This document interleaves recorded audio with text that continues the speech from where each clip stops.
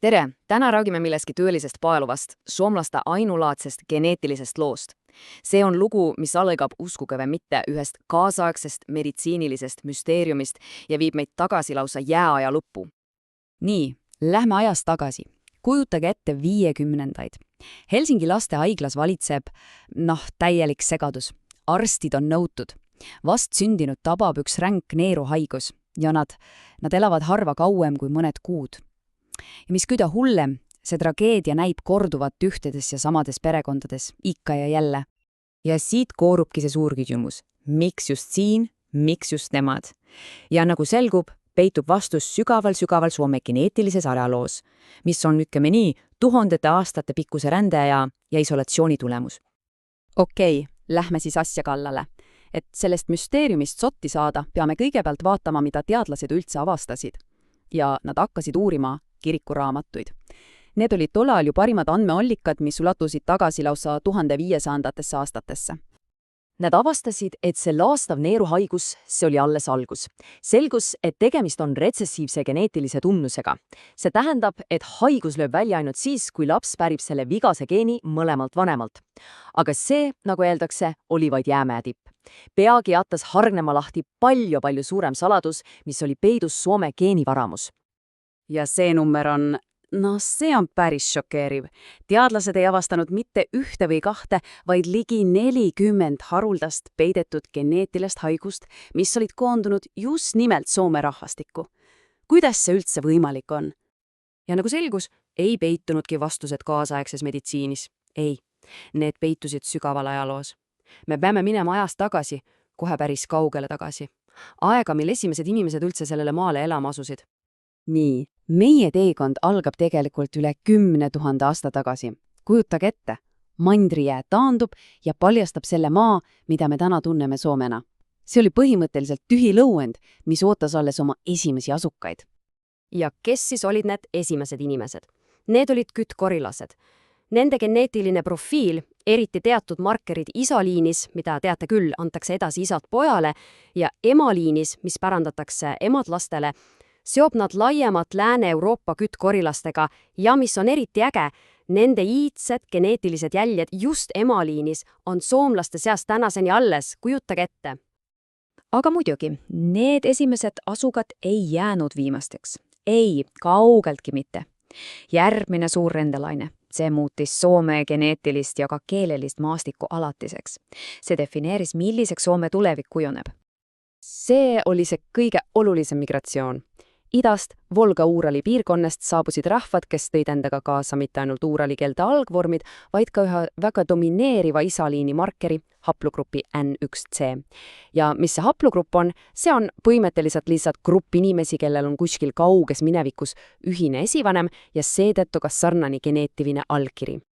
Ja see slaid siin, see näitab suurepäraselt, kui ainulaadne Soome tee tegelikult on. Mõelge sellele. Samal ajal, kui suurt osa Euroopast kujundasid põlluharjad Anatooliast ja indoeurooplased stepist, oli Soome peamiseks mõjutajaks hoopis Urali rahvaste sisseränne idast. See lõi täiesti teistsuguse geneetilise vundamendi. Soome lugu on lihtsalt teistsugune. Muidugi, hiljem lisandus ka teisi kihte. Ega Soome päris mullikiles ka ei elanud.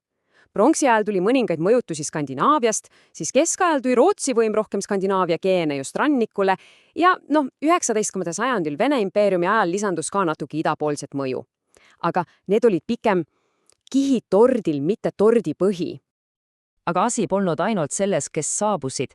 Võib-olla isegi olulisem on see, mis juhtus edasi, sest just sajandite pikkune suhteline isolatsioon on see, mis tegi Soome geneetiliselt tõeliselt eriliseks. Ja siin tulebki mängu üks teaduslik kontseptsioon, mida nimetatakse rajaja efektiks. See kõlab keeruliselt, aga tegelikult on see lihtne. Kujutage ette, et teil on suur purk erinevat värvi marmorkuule. Kui te sealt pimesi vaid väikese peotäie välja võtate ja nendega uut purki alustate, siis on suur tõenäosus, et just nende väheste kuulide värvid saavad uues purgis domineerivaks. Täpselt seesama asi juhtus ka Soome geenidega.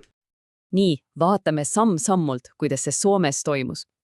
Esiteks, asutaja populatsioon oli imepisike, hinnanguliselt vaid mõnikümmend perekonda. Teiseks, puhtalt juhusa tahtel kandsid mõned neist asutajatest endas haruldasi haigusi põhjustavaid geene. See oli lihtsalt halb õnn. kolmandaks, kuna see populatsioon kasvas sajandeid peaaegu täielikus isolatsioonis, ei segunenud need geenid uute tulijatega, kes oleksid neid nii-öelda lahjandanud. Ja lõpuks 4. samm. See, mis oli kunagi haruldane, muutus põlvkondade jooksul Soome geenivaramus palju-palju tavalisemaks. Ja nüüd on aeg kõik need otsad kokku siduda. See sügav ajalugu ja teadus, ühendame selle tagasi sinna 50ndate meditsiinilise müsteeriumisse. Pilt hakkab nüüd selginema, eks? Ja see diagramm siin, see on lihtsalt raba visuaalne tõend.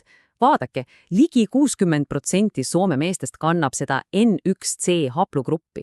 See on otsene pärand tuhandete aastate tagasest Uuralirändest.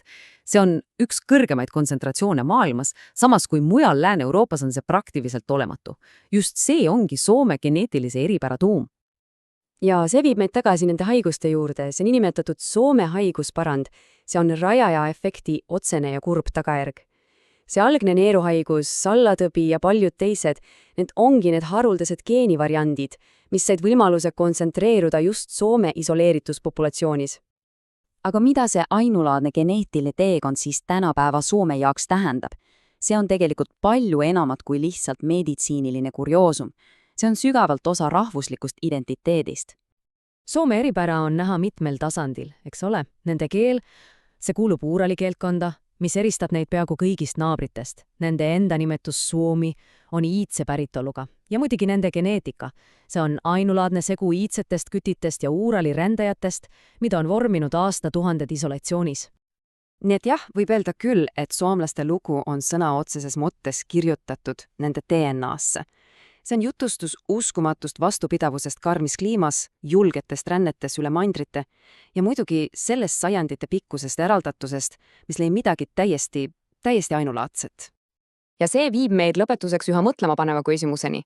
Tänapäeva globaliseerunud maailmas, kus me kõik seguneme kiiremini kui kunagi varem, on sellised geneetilised eripärad vaikselt hääbumas. Mida see tähendab inimkonna mitmekesisuse tuleviku jaoks? See on küsimus, millele tasub mõelda, aga aitäh, et te meiega seda lugu avastasite.